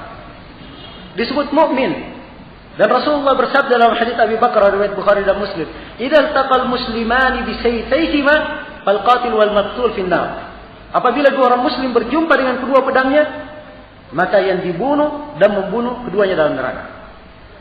Diancam dengan neraka, tapi masih disebut apabila dua orang muslim. Apabila dua orang muslim. Maka ini kaidah dari Al-Quran. Ada kafir digunakan bukan menunjukkan dia keluar dari Islam, tapi menunjukkan besarnya dosa karena perbuatannya. Makanya disebut dengan kata apa? Kufur, tapi tidak mengeluarkan dari keislaman. Ada dosa diancam dengan neraka, tapi belum tentu dia masuk neraka. Belum tentu dia masuk neraka. Seperti dalam hadis ini, yang membunuh dan dibunuh keduanya dalam apa? Dalam neraka. Ya. Maka ahli sunnah berdalilkan dengan dalil yang jelas. Ya. Dalam masalah ini. Ketika kita masuk dalam pembahasan berhukum dengan selain hukum Allah, ya. Ulama ahli sunnah merinci pembahasan sesuai dengan kaidah syariat. Ya. Mereka katakan orang yang berhukum dengan selain hukum Allah itu dirinci keadaannya. Kalau yang berhukum dengan selain hukum Allah, mereka meyakini bahwa hukum selain Allah itu lebih baik, ya, lebih afdal, ya, atau sama dengan hukum Allah, maka ini kafir menurut kesepakatan ahli sunnah. Jelas kalau diyakini sama, lebih baik, ya, lebih afdal, maka itu kafir menurut kesepakatan ahli sunnah. Jelas sampai sini? Ya. Demikian pula bagi siapa yang mengganti syariat. Tadinya hukum Islam yang berjalan, kemudian dia ganti dengan hukum selain hukum Allah. Ya. Maka penggantian hukum ini dihukumi oleh para ulama sebagai bentuk kekufuran. Sebab tidak mungkin dia menggantinya kecuali ada bentuk penghalalan di dalam dirinya. Ya. Jelas? Tapi ada keadaan yang mereka sebutkan. Orang yang berhukum dengan selain hukum Allah, dia tahu bahwa hukum Allah yang paling afdal. Ya. Tapi dia tetap berhukum dengannya. Ini tidak dikafirkan. Ya, tidak dikafirkan. Dan kadang ada yang terpaksa. Namanya orang yang terpaksa, bab udzur terbuka untuknya. Terbuka untuknya. Jelas sampai sini? Jadi ini masalah yang didengungkan ahli sunnah merinci sesuai dengan kaidah. Ya. Tatkala mereka merinci dan membantah, jangan kalian mengkafirkan semudah itu. Mereka balik menuduh kepada ahli sunnah, kalian ahli sunnah murjiah. Apa artinya murjiah? Murjiah itu adalah orang yang tidak memandang dosa membahayakan keimanan. Itu murjiah. Ya, kalau dia berbuat dosa apapun, keimanannya tetap syah. Ya. Mereka menuduh ahli sunnah seperti itu. Jelas ya? Nah, ya kalau mau berkata mengatakan murjiah, sebenarnya mengatakan murjiah mereka sendiri. Ya. Jadi mereka sebenarnya takfir sekaligus murjiah. Saya beri contoh tadi bagaimana? Ya. Sebagaimana Imam Samudra mengatakan bahwa Muslim menyikapi Muslim yang terbunuh itu karena hal yang tidak terduga di luar perhitungan. Ya. Ini namanya dia menggambarkan darah seorang Muslim. Jadi membunuh ini tidak membahayakan keimanan, begitu? Tidak membahayakan keimanan. Ini kan pikiran murjiah. Ya. Pemikiran murjiah. Kalau begitu, sebenarnya pemikiran murjiah itu siapa? Ya. Hakikat masalah sebenarnya, masalah itu harus dirinci sesuai dengan tuntunan dan dalil-dalil. Nah, sekarang mulai muncul buku-buku. Dan buku Abu Muhammad Al-Maqdisi ini termasuk buku yang sangat berbahaya. Iya. Buku yang sangat berbahaya. Sebab orang ini, ya, selain dari dia mengambil pemahamannya dari tokoh-tokohnya, dia berusaha mencari kalimat-kalimat dari ulama ahli sunnah di masa ini, dia pelintir kalimat-kalimat, dia potong, dia masukkan ke dalam bukunya, dia jadikan sebagai dalil. Ya. Karena itu kadang disebut berkata Syekh Muhammad bin Abdul Wahab, berkata Syekh Fulan. Ya. Jelas? Ya. Ini buku-buku yang sangat berbahaya. Sekedar untuk menunjukkan bagaimana pemikiran Abu Muhammad Al-Maqdisi ini, dia menulis buku. Yang buku ini sudah diterjemah ke dalam bahasa Indonesia. Ya, saya pernah lihat di sebuah pustaka, saya nggak beli. Ya, saya lihat buku tersebut, ya, dicetak oleh Pustaka Jazirah, dan pustaka itu pula yang mencetak buku Imam Samudra. Ya. Ia menulis tentang mengkritik Saudi Arabia. Ya. Sebenarnya mengkritik boleh saja. Ya. Saudi Arabia juga, ya, tidak dikatakan bersih dari kesalahan. Semuanya pasti ada kesalahan, kan begitu. Ya. Tapi kalau kita mengambil sudut ukur saja, Saudi Arabia menerapkan hukum Islam. Ya. Di antara negara-negara Islam yang ada, yang paling baik menerapkan hukum Islam di peradilannya, ya, dan di seluruh tatanan kenegaraannya adalah Saudi Arabia. Saudi Arabia saja dikritik oleh Muhammad Al-Maqdisi. Kira-kira yang lainnya bagaimana? Ya. Kira-kira yang lainnya bagaimana? Ini bentuk pemikiran, sekedar gambaran. Maka di sini ada beberapa buku yang hendaknya, ya, perlu diketahui bahayanya. Pertama, buku-buku Syekh Qutb. Ya. Dan ini laris diterjemahkan. Saya nggak tahu sudah. Mungkin buku-buku Syekh Qutb mungkin ada semuanya diterjemah dalam bahasa Indonesia. Ya. Demikian pula buku-buku Abdul A'la Al-Maududi, buku-buku Hasan Al-Banna, buku-buku Sayyid Hawa, At-Tilmisani, Hasan At-Turabi, Ahmad Muhammad Ar-Rashid. Ini Ahmad Muhammad Ar-Rashid kelihatannya nama haraki, ya, bukan nama aslinya. Ya. Buku-buku Muhammad Qutb, buku-buku Abu Qatadah Al-Filistini, buku-buku Abu Muhammad Al-Maqdisi. Ini dua orang ini, dua-duanya punya situs di internet. Lengkap semua bukunya ada di situ. Ya. Silakan download gratis. Buku-buku karya Syekh dan selebaran Muhammad Surur, ya, Salman Al-Auda, Safar Hawali, Aid Al-Qarni, Nasir Umar. Ini mengandung pemahaman-pemahaman tersebut. Ya. Nasir Al-Ulwan. Ya. Sini ada yang di Solo ini ada mencetak, ya, buku Nasir Al-Ulwan Nawaqidul Islam. Kalau ingin melihat bentuk-bentuk pemikiran takfiri, coba baca buku itu. Tidak ada yang mengajarkan buku tersebut kecuali orang-orang yang punya pemahaman takfiri. Nah, demikian pula buku yang diterjemah, ya, yang asal buku itu adalah buku Abu Muhammad Al-Baghdadi membantah, ya, sebagian orang yang dia anggap sebagai murji'ah dalam masalah pengkafiran.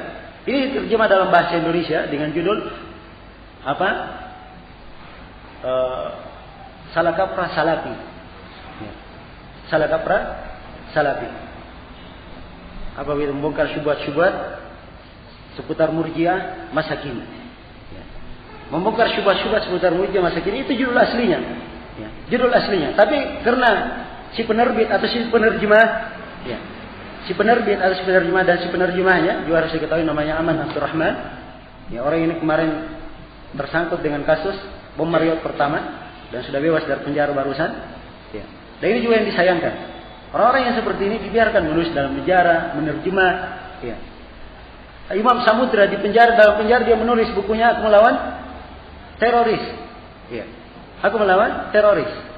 Ya, saya sempat kemarin menyinggung tentang pelaksanaan eksekusi. Kenapa terlalu lama dilaksanakan? Saya singgung dan saya sampaikan kepada sebagian ulama besar di Saudi Arabia. Ya, beliau berkata harusnya tidak seperti itu. Ya, eksekusi harusnya dipercepat. Ya, dipercepat. Sebab itu hukum. Kalau tidak, maka akan banyak kejelekan yang terjadi. Terbukti memang setelah, ya, berjalan, ya, terbuka berbagai bentuk kejelekan. Maka ini semuanya adalah gambaran-gambaran dan pertimbangan-pertimbangan. Ya. Sebagian bentuk-bentuk. Dan di sini ada satu masalah pokok yang sebenarnya ini hal yang termasuk yang paling penting yang harus kita ingatkan. Bahwa di antara akar pemahaman penyimpangan yang melandasi munculnya terorisme dengan nama Islam ini, itu karena adanya pemahaman Khawarij. Pemahaman apa? Khawarij. Khawarij ini kelompok Ya. Yang bibitnya sudah mulai ada di masa Nabi sallallahu alaihi wasallam.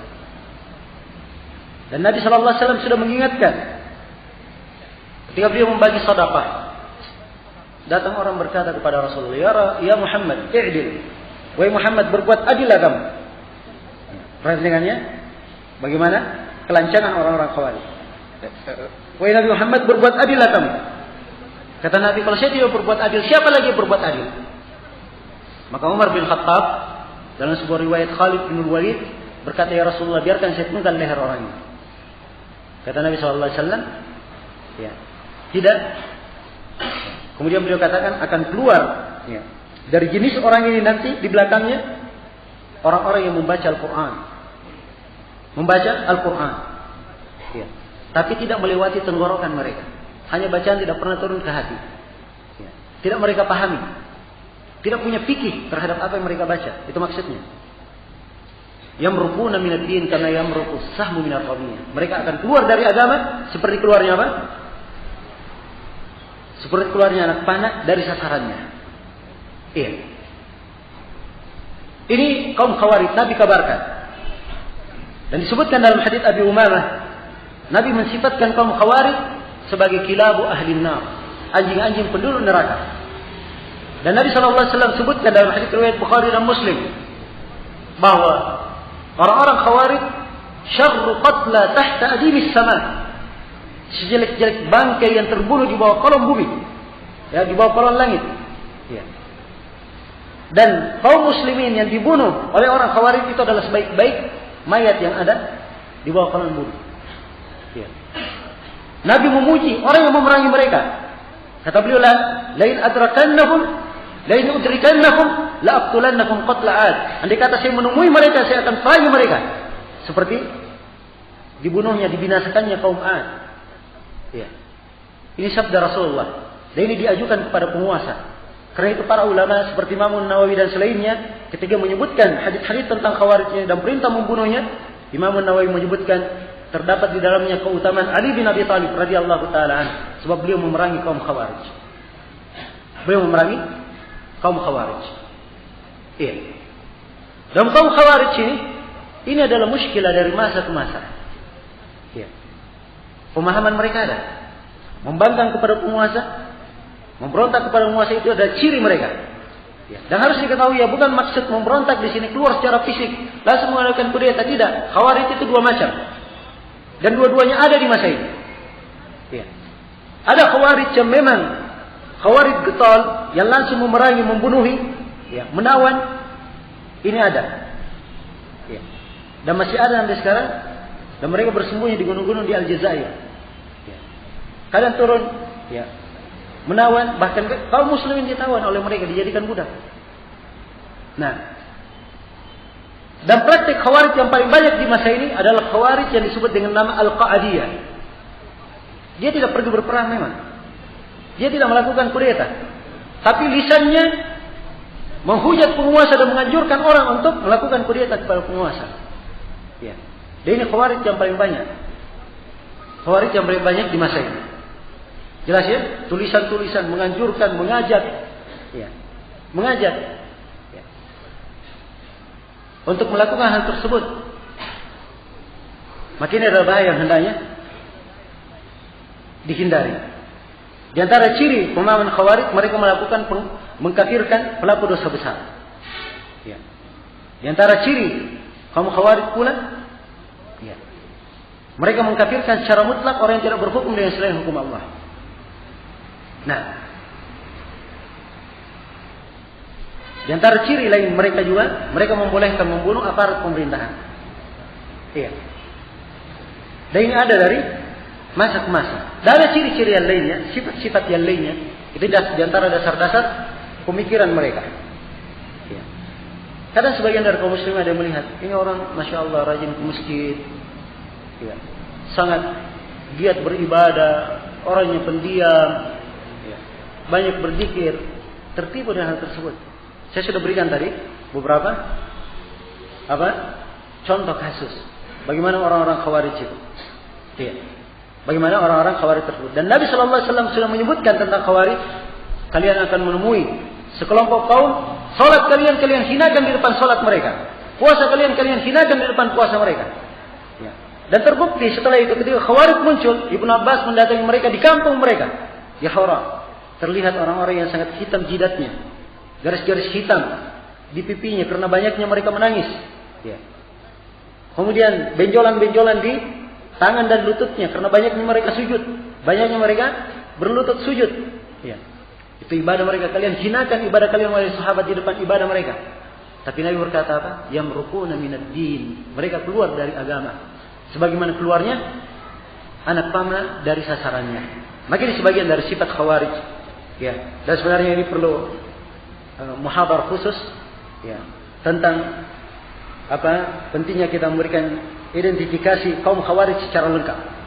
Ya, supaya diketahui seluk-beluk mereka, liku-likunya, dan bagaimana trik-trik mereka dalam mendekatkan pemahaman mereka kepada manusia. Semoga Allah Subhanahu wa taala memudahkannya di waktu lain, waktu membatasi kita. Untuk sementara materi saya cukupkan sampai sini.